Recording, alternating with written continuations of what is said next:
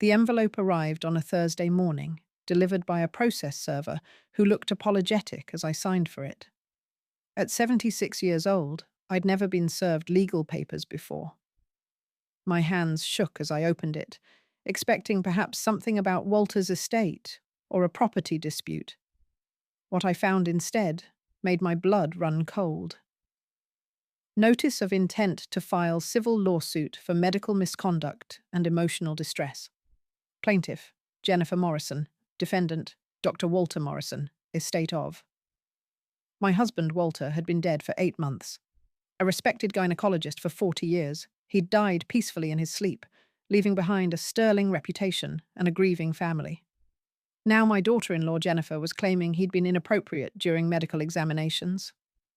I called my son, David, immediately. Dad? Mum's suing Dad's estate? David sounded as shocked as I felt. That's impossible. Jennifer told me this was just a consultation about options. Options for what, David? She said Dad made her uncomfortable during an exam 5 years ago, but she never said anything about suing. Mum, this is insane. Dad would never— I know, I said, though my mind was racing. Come over. Bring Jennifer. We need to discuss this as a family. While I waited, I called Harold Martinez, our family lawyer who'd handled Walter's estate. Margaret, I've been expecting your call, he said grimly. Jennifer's lawyer contacted me yesterday. They're asking for $3 million to avoid going public with the allegations. $3 million? Harold, that's nearly half of Walter's estate. Which is probably what they calculated. Margaret, I need to ask you something difficult. Is there any possibility? No, I said firmly. Walter was many things: stubborn, workaholic, sometimes insensitive, but inappropriate with patients? Never. He had a female nurse present for every examination. It was his strict policy for 40 years. That's good. We'll need those nurses' testimonies. Do you have his appointment records? Everything. Walter kept meticulous records. David and Jennifer arrived an hour later. My son looked devastated. Jennifer looked calculating. There was something in her eyes that reminded me of a poker player checking their cards. Mum, David started. Jennifer says Dad. Walter examined me without a nurse present, Jennifer interrupted. He made inappropriate comments about my body. He touched me in ways that weren't medically necessary. I studied my daughter-in-law of 7 years. She'd always been ambitious, always interested in our financial status, but I'd attributed that to her growing up poor. Now I wondered if I'd missed something darker. When? I asked simply. 5 years ago, September 15th, 2019. I stood and walked to Walter's old study, returning with his appointment book from 2019. Walter had never trusted digital calendars, preferring physical books he could write in. September 15th, 2019, I read. 9 a.m., hospital rounds. 11 a.m., surgery, Mrs. Patterson. 2 p.m. to 6 p.m., medical conference at Hilton downtown. 7 p.m., dinner with Margaret anniversary. I looked up at Jennifer. Our 45th anniversary. Walter wasn't even in his office that day.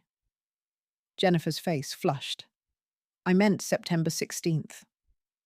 I flipped the page. September 16th. Day off. We drove to Vermont for our anniversary weekend. I have hotel receipts. Then it was another day that week. Which day, Jennifer? Because I can account for every single hour of Walter's time. He was obsessive about scheduling. David was looking between us, confusion and something else, suspicion, growing on his face. Jennifer, you told me you knew the exact date. You said you'd never forget it. Trauma affects memory, Jennifer said quickly. It's common for victims to have confused timelines. But not confused locations, I said, pulling out another folder. You claim this happened in Walter's private office. Walter hasn't had a private office in 6 years. He moved to the group practice in 2018. All examinations happened in the clinic with multiple staff present. Maybe it was at the clinic then. The clinic where they have security cameras in every hallway? Where every room has a panic button? Where protocol requires 2 staff members for any examination? Jennifer stood abruptly. I don't have to sit here and be interrogated by you. You're protecting a predator. I'm protecting my husband's reputation from a liar, I said calmly, though my heart was racing. You can't prove I'm lying. Actually, I said, pulling out my phone, I can. I'd hired a private investigator 3 days earlier, the moment Jennifer's lawyer had contacted Harold. My instincts, honed by 76 years of life and 47 years of marriage to a man who dealt with occasional false accusations, told me something was very wrong. Jennifer Morrison, formerly Jennifer Blake, formerly Jennifer Patterson, formerly Jennifer Williams, I read from the investigator's report. 4 marriages in 12 years, 3 of them ending with lawsuits or settlements.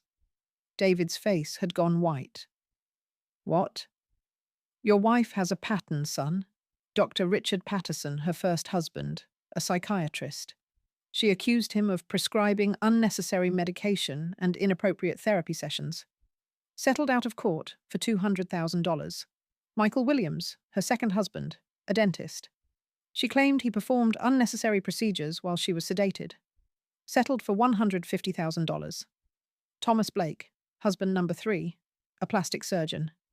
She alleged he took inappropriate photos during consultations. He fought it and won, but the legal fees bankrupted him. That's not possible. Jennifer's only been married once before, to a teacher who died in a car accident. There was no teacher, David. There was no car accident. Jennifer has been running this scam for over a decade, targeting medical professionals specifically because medical malpractice insurance companies often settle to avoid publicity. Jennifer stood up, her face flushed with rage. You investigated me. The moment you threatened my husband's reputation, yes. Those were all legitimate claims. I've been victimized multiple times. By 4 different medical professionals. What are the odds, Jennifer? She turned to David, tears suddenly appearing. Baby, you believe me, don't you? Your father.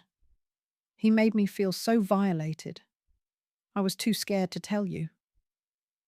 David looked lost, torn between his wife and the evidence in front of him.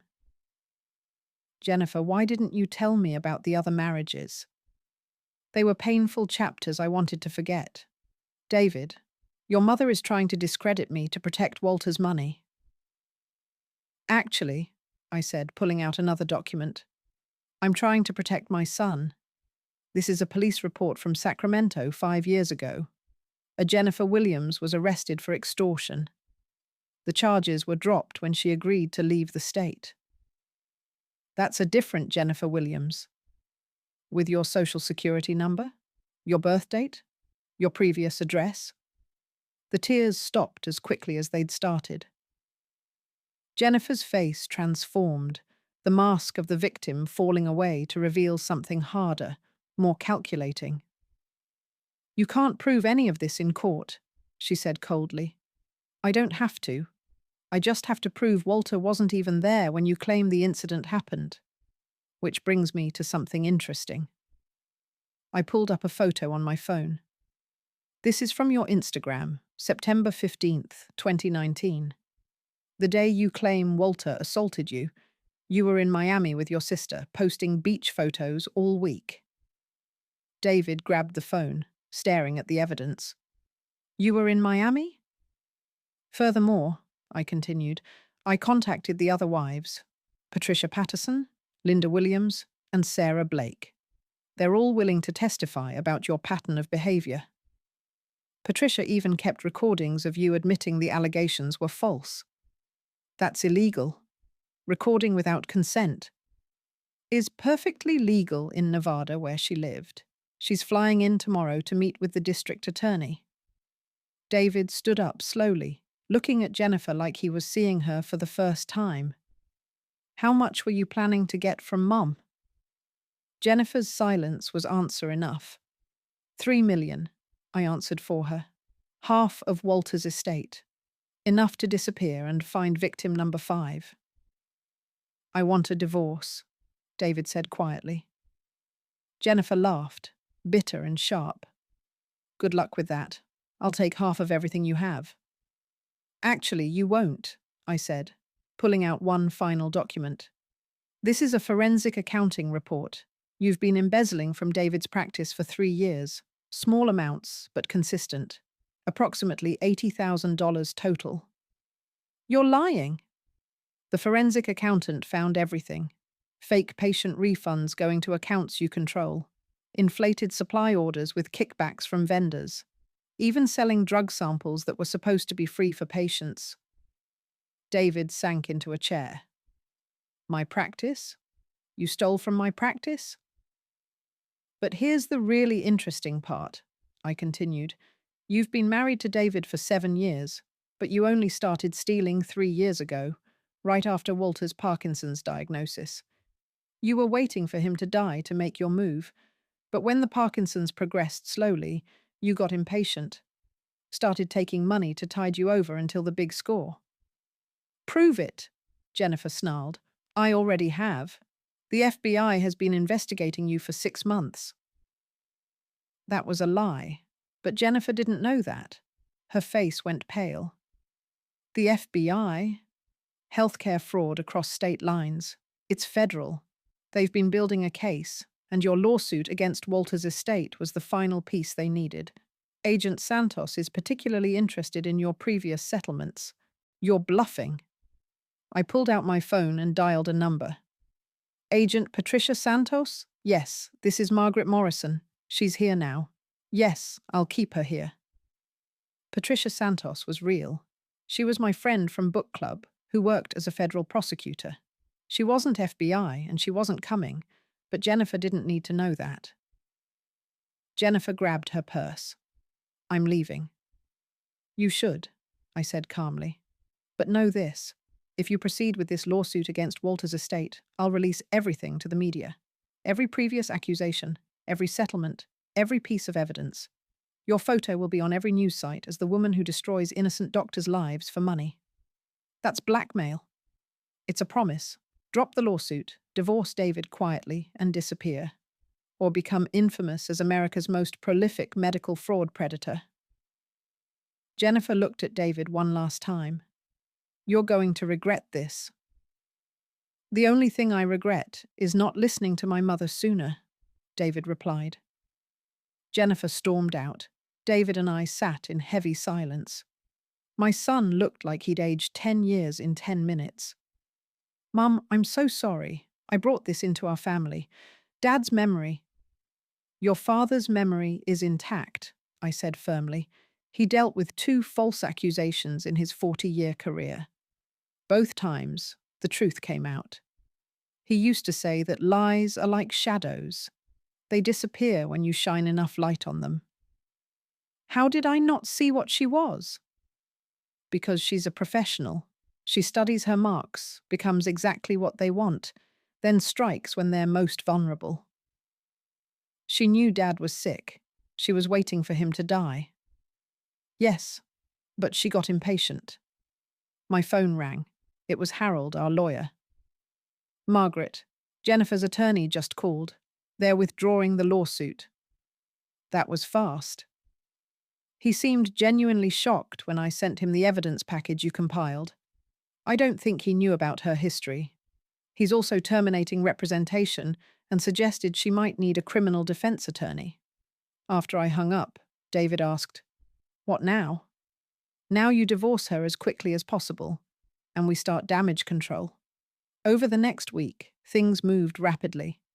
Jennifer tried to empty their joint accounts, but I'd advised David to freeze them immediately after our confrontation. She tried to sell his car, but it was in his name only. She even tried to break into his medical practice after hours, caught on security cameras attempting to steal drug samples worth thousands. That's when we discovered the full extent of her operation. Patricia Santos, my book club friend who'd pretended to be FBI, was actually friends with a real federal agent. When she mentioned the case casually. After, the agent became very interested. "We've been tracking similar cases across 6 states," Agent Michael Chen told us. "Women targeting medical professionals with false allegations, following the same pattern. We think it's organized." Organized? There's a coaching network, online forums where they share strategies, target lists, even template legal documents. Jennifer Morrison is one of at least 15 women we're tracking. The investigation revealed Jennifer was part of a group calling themselves The Remedy. They specifically targeted older male doctors nearing retirement, especially those with substantial estates and no prior complaints. They shared information about insurance companies most likely to settle, lawyers willing to take questionable cases, and techniques for creating believable medical scenarios. Walter had been on their target list for 3 years. They researched him extensively. Agent Chen showed us printouts from the dark web forum. His net worth, his Parkinson's diagnosis, his practice history. Jennifer volunteered to take him on because she was already married to David. "She married me to get to my father?" David's voice was hollow. "Your profile was in their database too. Single doctor, works long hours, minimal dating history, close to parents. You were marked as an easy in to Walter." The forum posts were chilling. Jennifer, under the username Medical Mary, had been updating the group for years. Married the son, slower than expected but good cover. Target diagnosed with Parkinson's, estimate 2-3 years. Target still practicing, getting impatient, may need to accelerate. Target deceased, initiating phase 2. But the most disturbing discovery was a post from just before Walter's death. "Considering helping nature along, anyone have experience with medication interactions?" I felt cold. "Are you suggesting she—" "We're exhuming Walter's body for additional toxicology," Agent Chen said gently. "His Parkinson's medication mixed with certain over-the-counter drugs could cause cardiac arrest that would look natural." David broke down completely. "She killed him. She killed my father." "We don't know yet, but we're investigating." The next months were a blur of legal proceedings. Jennifer was arrested on federal fraud charges. The investigation expanded to include all members of The Remedy. 15 women across the country were charged with conspiracy, fraud, and extortion. 3 cases were upgraded to murder charges when toxicology reports revealed suspicious drug interactions. Walter's exhumation revealed elevated levels of diphenhydramine, Benadryl, which could have fatally interacted with his Parkinson's medication. It wasn't conclusive proof of murder, but combined with Jennifer's forum posts, it was enough for manslaughter charges. The trial was a media sensation. The Black Widow Network, they called it. Jennifer tried to play the victim one last time, claiming she'd been coerced by the group, that she'd really loved David, that Walter's death was natural. The jury didn't believe her. Neither did I. Patricia Patterson, the first wife, testified about Jennifer's admission that she'd made everything up. Linda Williams, the second wife, provided recordings of Jennifer laughing about stupid doctors who think with their stethoscopes instead of their brains. Sarah Blake, the third wife, had kept every threatening text Jennifer sent when her husband fought back. But the most damaging testimony came from someone unexpected, Jennifer's own mother. "She's been doing this since she was 16, Mrs. Williams testified, looking broken. "Started with accusing a teacher of inappropriate conduct, got a settlement from the school district. I should have stopped her then, but she said he really did it. I believed my daughter. I always believed her until I couldn't anymore." "When did you stop believing?" the prosecutor asked. "When she accused her own grandfather, my father, a week before he was going to change his will." He'd never been alone with her, never even liked her much, but she needed money for college. Jennifer was convicted on all counts. 25 years for federal fraud, conspiracy, and extortion. Another 15 for involuntary manslaughter in Walter's death. 40 years total. She'd be 90 before she was eligible for parole. David struggled with the aftermath. The revelation that his entire marriage had been a con, that his wife might have killed his father, nearly broke him. He took a leave from his practice, went to therapy, slowly rebuilt his life. "I keep thinking about all the times she pretended to care," he told me one day. "Every 'I love you' was a lie. Every kiss was calculated. How do you trust anyone after that?"